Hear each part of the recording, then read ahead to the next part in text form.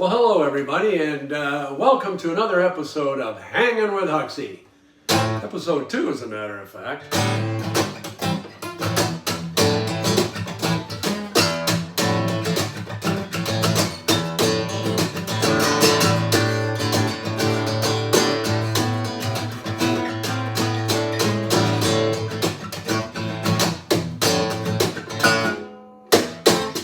Anyways, my first episode, I kind of laid out what this podcast is all about, stories of my life and career as a golf photographer. And before I get right into all of that, which was, of course, further down the road, I would be remiss if I didn't tell you how I met my beautiful wife, Karen. The most important thing and the best thing that ever happened to me in my life by far. So we're going to go back. Way back to 1965. Yes. The wheel was invented, folks, in 1965.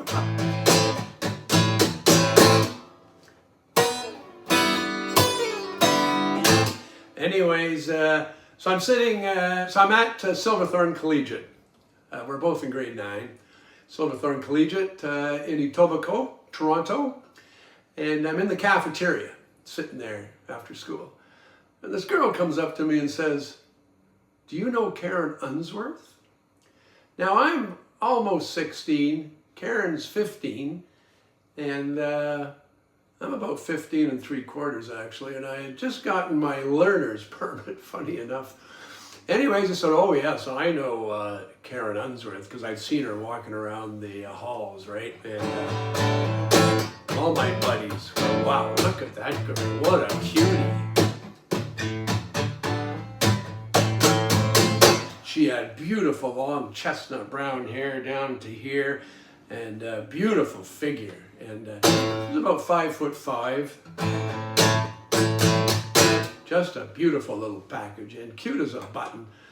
And anyways, I said, "Oh, I know Karen Unsworth, who she is." So she says, "Well, listen," she says, "she's asked me to come over here and ask if you would sign her cast." I said, "Oh, I would be honored to sign Karen's cast." So she goes away and I kind of follow her and I see a whole bunch of commotion down at this table and I see Karen sitting there. There's a lineup of like 8 to 10 guys.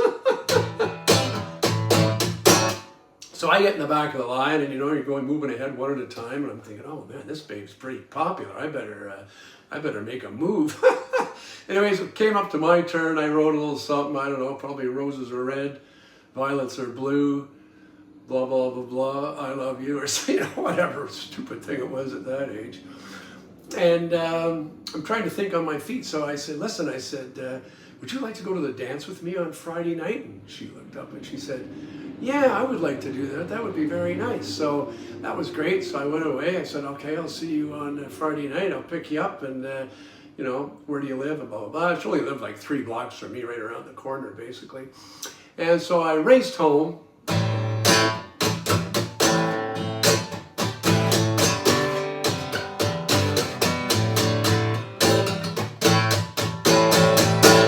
And I couldn't wait to get in the house, and then, "Mom, Mom, Mom," and my mother comes running out, and she says, "What's up, Bobby?" They called me Bobby in those days. I said, Mom, I said, "I've met this beautiful girl at school today, and I've invited her to the dance on Friday night. And Mom, I said, I'd really like to drive her." As I said, I just had my learner's permit, and if you had your learner's permit in those days, you probably still today, you have to have a licensed driver sit in the passenger side just to make sure everything's okay. So she said, "Bobby, of course I will." So anyways, come Friday night, I'm showered up, and we're picking up her at 7 o'clock, and I'm all showered up and everything, and I got the Brule cream in my hair. It's all slicked back. I'm looking about as good as I can at 15. When I look back at some of those pictures, I look pretty dorky anyways. So we hop in the car, I drive over to Karen's, takes about 5 minutes, pull up the driveway, and I put it up the 3 in the tree. It was a Vauxhall, beautiful little car, English Vauxhall. And so I put it in park, and I get out, and I go knock on the door, and there's like a glass screen door, and then a beautiful wooden door in behind it, right? So I knock on the door, and about 30, 20 seconds later, the wooden door opens up, and my God, there stands Karen. And my time, what a vision. Oh, she looked so beautiful. And so anyways, I'm looking at her through the glass screen door, and then right in behind her comes her parents, and they're kind of looking above her. They're looking at me thinking, oh, who's this gazoonie, and what's he doing with our daughter? Where's he taking her? Who is this guy? As I would.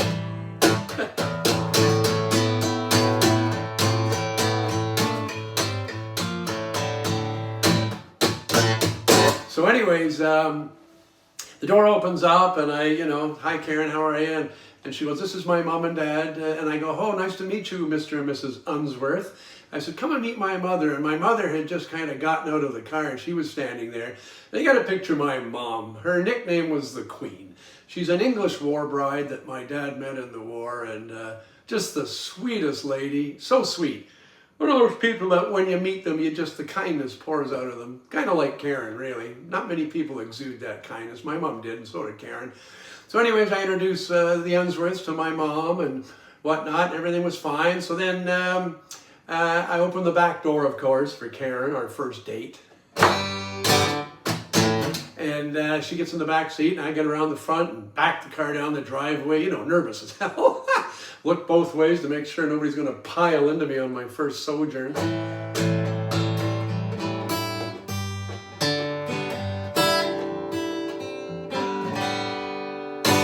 And so I drove her to the dance at 7 o'clock, 7:30 we got there. We had a wonderful night that night, just dancing and everything. And then my mom come and picked us up and dropped her off at the door. And I don't think I even kissed her goodnight. I mean, we're only 15, 16. And of course, my mom's sitting there. I think I probably shook her hand or something like that.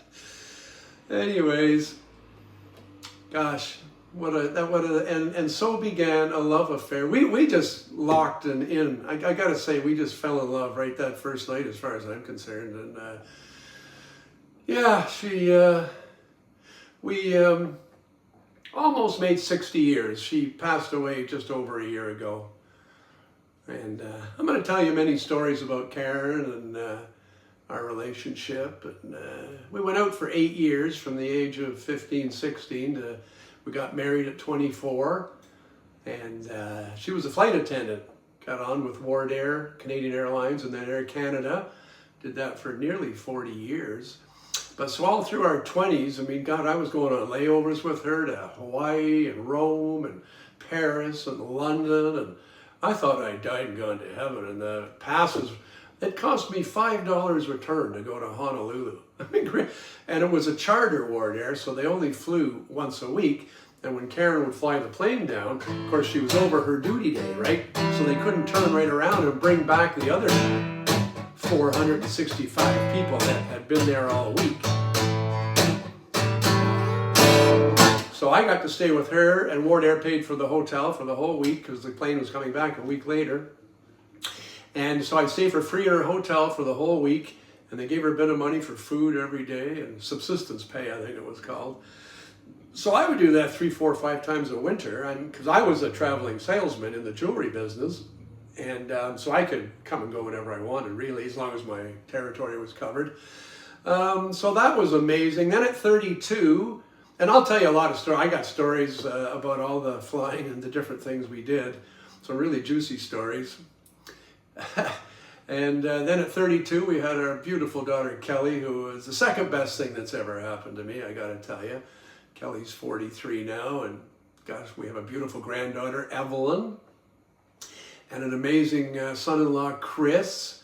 They're such a lovely family, Kelly, Chris, and Evelyn. Just a lovely family. And it's funny, when Karen and I were coming through Northern California on a road trip back from our couple of 3 months in Palm Springs, we'd always drive back up the coast of California and stop into Mendocino. And anyways, there's a spot at the side of the road where the big California redwoods are. And you pull off on Highway 101, and there's all these carvings, these redwood carvings of, Indian heads and all sorts of stuff.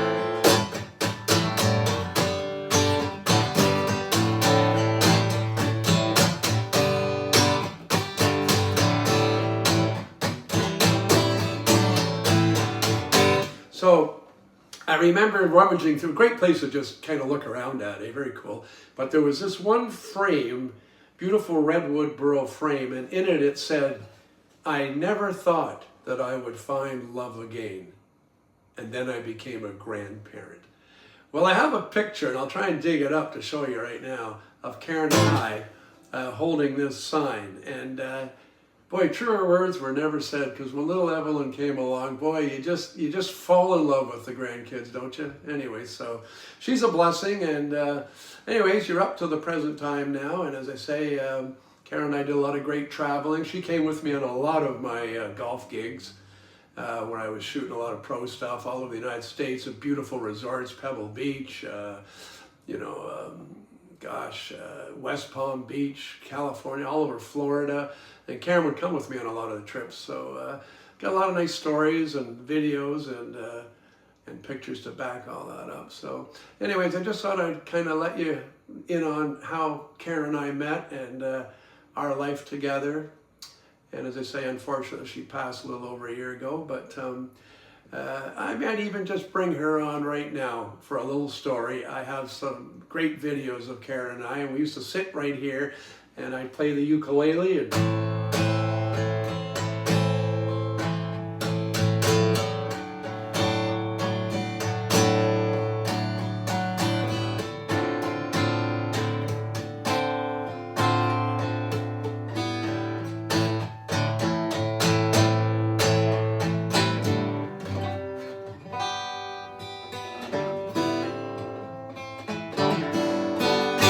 so actually, I may I'll put one of those little clips in. It's a little funny story when we first met about her dad finding my wallet in the crack of the couch downstairs where we used to make out. So enjoy that little story, which I'll just edit in right now with Karen.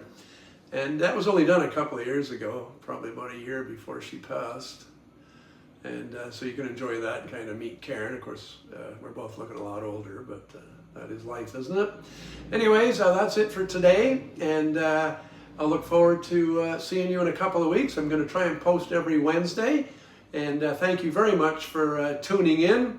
And I hope you enjoy some of my stories. And please hit that subscribe button and enjoy Hanging with Huxley.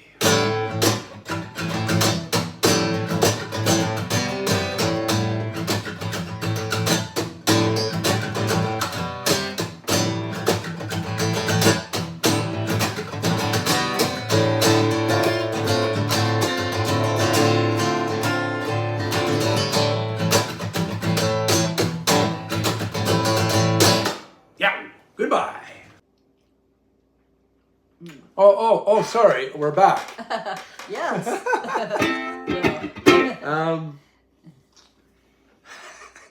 I always wanted to do that. Well. I always wanted to do that. Okay, we're back. And, yes. Another little anecdote from our past, and this goes way back, 1960. Don't say anything crazy.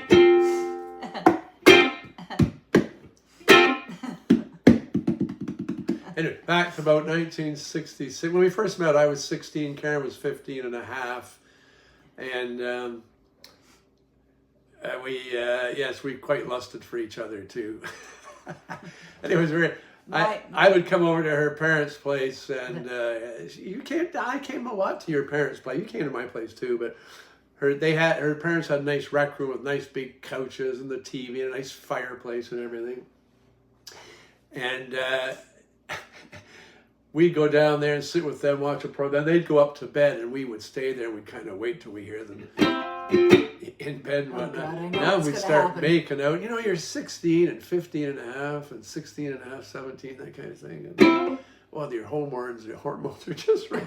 Well, you didn't. Now, we didn't do anything for a long time. But anyways, we were in the heat of making out. And so you're kissing. Worst case of blue balls I've ever had. Sorry, I didn't mean to say that, folks. Wipe that, cut that from the tape, okay? I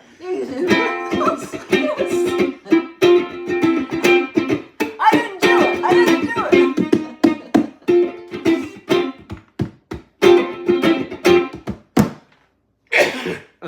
So Well, anyway, so in the heat of battle, my wallet fell out of my back pocket and went in between the cracks of the cushions in this big cushy, making it. So anyways, I go home that night, waddle home with my blue balls. I lived about 3 blocks away. It wasn't too far. Not too far of a waddle. Yeah.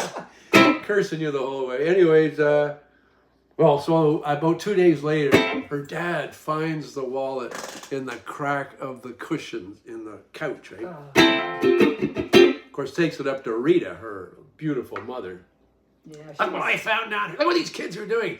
This is terrible. And he was very strict. Very strict. He was. Oh yeah, Ronnie was very strict. Yeah. Well, I think it was Nice more... guy, handsome man. Your mother was beautiful. Yep. Your mother talked a lot, but your dad was very strict. Raised you pretty strict. There's nothing Yeah. wrong with that. And at 1950s and 60s, that's a whole different era. But anyways, he got that wallet, and in the wallet was a picture of her in like a I Dream of Jeannie outfit, like total halter top and bare belly and then skin tight leggings kind of thing. What's really wrong with that? And well, in 1965, that's like, and especially you find that picture and she's lying on a bed in a sexy pose, like, come hither, young man. And so the dad sees that, right, in my wallet. My We'd only dad, been going out my like dad. a week or something, you know. My dad gets angry.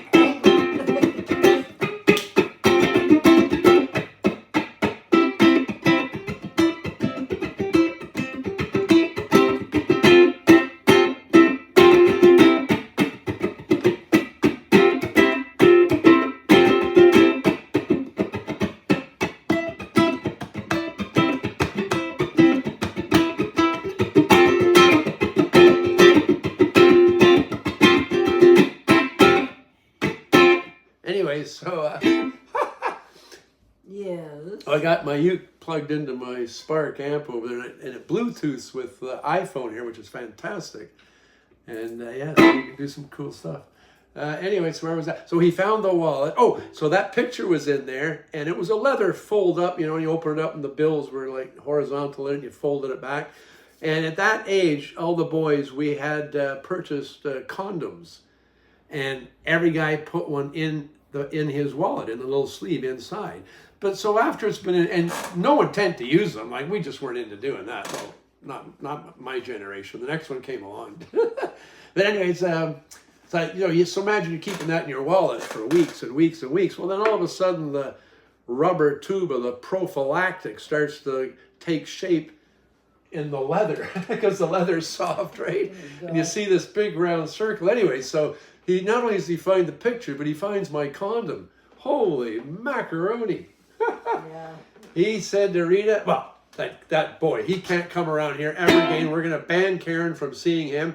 Karen came home from school and confronts her with the wallet, and Karen's like crying, and her dad's like, well, you're banned from seeing him.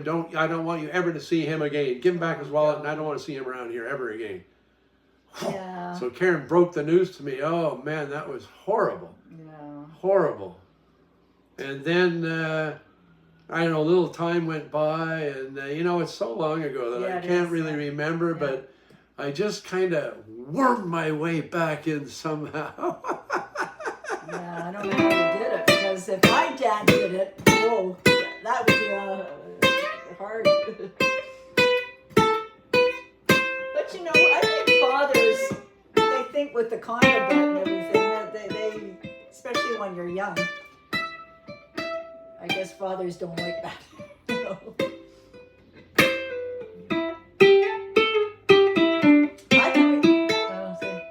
I was just thinking of my mom, and she was, I can remember at one time she went over and went, hi Rob, like that. Do you remember that? And it was just, I looked at my mom and I just thought, what are you talking about, Mom? She's just like this. Hi Bob. Just like this. Hi Bob. And that's my mother, I just thought, what the fuck is she thinking? Karen, this is on tape, Oh, and excuse me. little Evelyn, Nana didn't mean to say that. Oh, Huh? excuse me. But hey, $2 in the swear jar, Nana. Okay, Ev, I saw her deposit it. So story. Anyway.